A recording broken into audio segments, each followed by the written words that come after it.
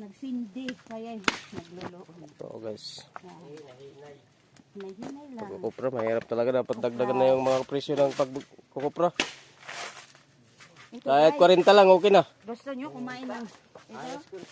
Oo, 40 ang kilo. Okay na. Yan. Ito na yung nyog. Sarap to, ha? Tingnan nyo. Dapat dagdagan na ng ating Sarap ano? bumili ng mga kupra. 32 sa tabawan. Kuhan na dito. Ito sila. Na, kuhan lang.